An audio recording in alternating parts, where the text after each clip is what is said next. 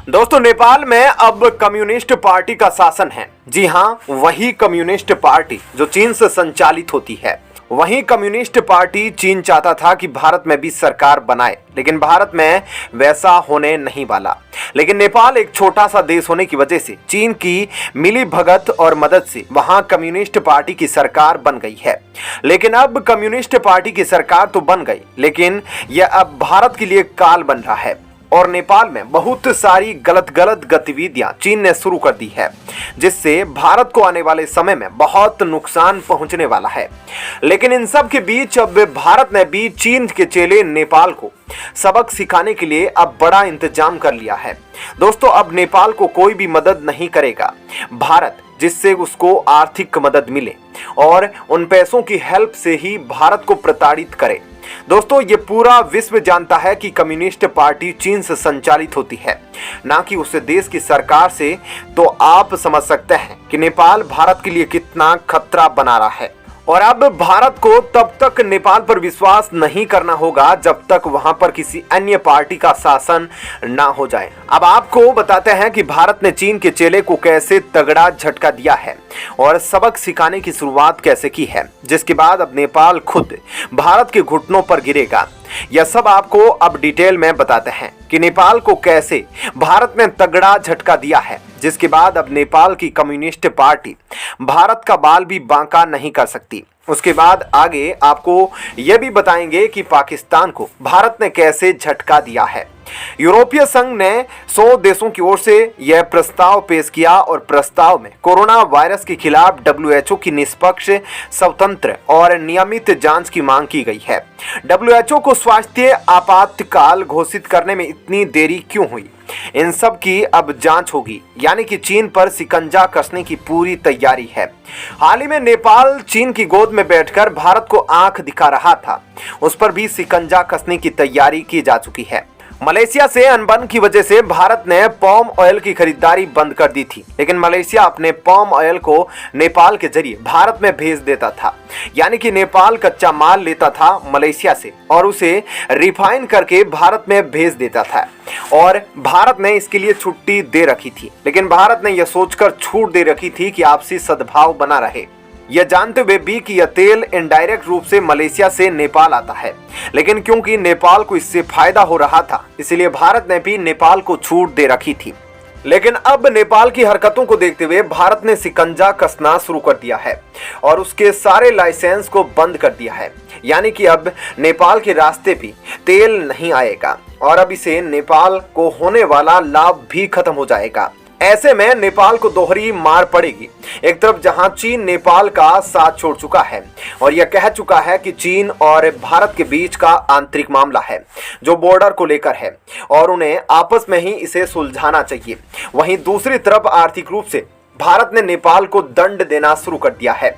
ऐसे में भारत ने एक ही तीर से 2 नहीं बल्कि 3 निशाने साधे हैं, जहां चीन, मलेशिया और नेपाल तीनों को भारत ने साधा है। इसके अलावा चीन के दूसरे चेले पाकिस्तान को भी सबक सिखाने की भारत ने पूरी तैयारी कर ली है।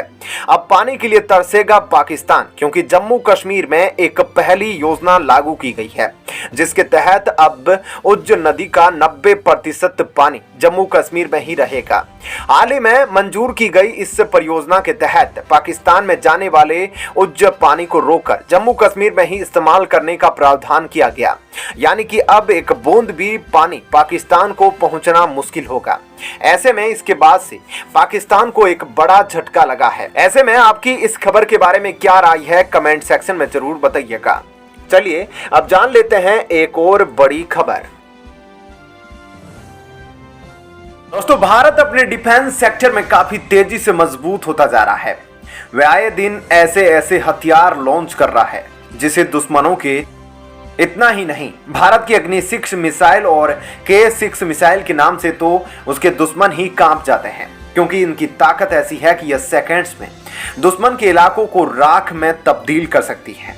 वहीं अब कहा जा रहा है कि भारत ने ऐसी बैलिस्टिक मिसाइल को तैयार कर लिया है जिसकी रेंज 15,000 किलोमीटर है।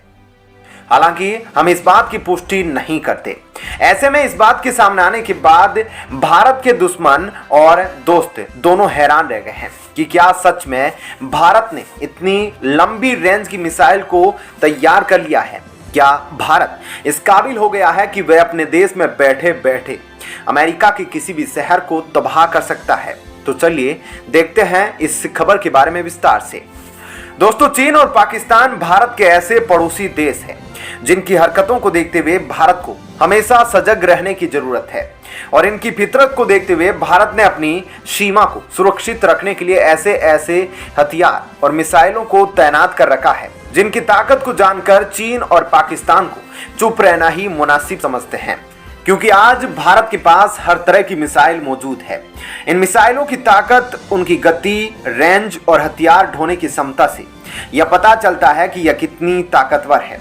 लेकिन अब भारत ने एक ऐसी बैलिस्टिक मिसाइल तैयार कर ली है जिसका जवाब चीन की किसी बैलिस्टिक मिसाइल के पास नहीं है और यह जब तक युद्ध के मैदान में तैनात रहेगा तब तक भारत के दुश्मन हार के अलावा कुछ भी सोच नहीं सकेंगे। इसका नाम है सूर्य मिसाइल।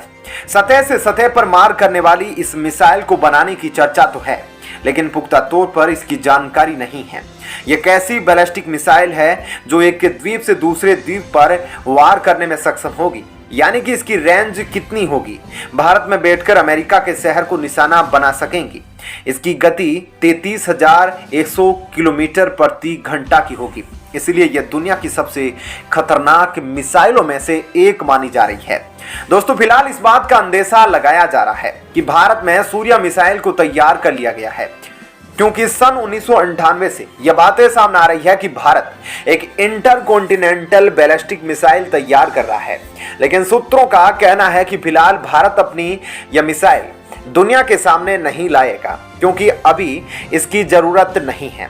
वहीं अगर भारत के दुश्मनों पर इस मिसाइल का डर जमाने की बात करें तो चीन और पाकिस्तान को तबाह करने के लिए हमारी अग्नि मिसाइल ही काफी है। लेकिन दोस्तों, यहाँ एक हैरान कर देने वाली बात भी सामने आ रही है कि सूर्य मिसाइल एक ऐसा बड़ा रॉकेट है जो चीन जैसे दुश्मनों की हालत खराब कर देने वाला है। दोस्तों, इसके अलावा भी भारत के पास ऐसे कई हथियार हैं जो परमाणु हमला करने में सक्षम हैं और ये दुश्मनों को पल भर में ढेर कर सकते हैं। इनमें से एक है पृथ्वी मिसाइल। भारतीय सेना के पास इसके 3 वेरिएंट हैं और तीनों परमाणु हथियार ले जाने में सक्षम हैं। पृथ्वी सतह से सतह पर मार करने वाली मिसाइल है। यह बैलिस्टिक मिसाइल है जिसकी रेंज 150 किलोमीटर तक है। इसमें पृथ्वी 1, पृथ्वी 2 और पृथ्वी 3 की 3 मिसाइलें हैं जिनको भारतीय सेना के लिए तैनात किया गया है और तीनों मिसाइलें 500 किलोग्राम से 1000 किलोग्राम वजन के परमाणु हथियार ले जाने में सक्षम है। इसके अलावा भारतीय सेना में मौजूद धनुष मिसाइल भी परमाणु हथियार ले जाने में सक्षम है और यह 350 किलोमीटर की रेंज में 1000 किलोग्राम का परमाणु हथियार ले जाने में सक्षम है। इसके साथ ही भारतीय सेना की एक और खतरनाक मिसाइल यानी कि अग्नि मिसाइल, जिसके 6 वेरिएंट मौजूद है, जिसके 5 वेरिएंट पहले से मौजूद है और अब 6ठे और 7वें वेरिएंट पर काम चल रहा है। यह सभी वेरिएंट भी परमाणु हथियार ले जाने में सक्षम हैं, जिसके 6 वेरिएंट पहले से मौजूद है और 7वां वेरिएंट अब तैयार हो रहा है और यह सभी वेरिएंट भी परमाणु हथियार ले जाने में सक्षम हैं। तो दोस्तों, इन सभी हथियारों से आप अंदाजा लगा सकते हैं कि भारतीय सेना अपने आप को कितना ज्यादा मजबूत करने में लगी है। दोस्तों, ऐसे में इस खबर के बारे में आपकी क्या राय है, हमें कमेंट करके जरूर बताइएगा।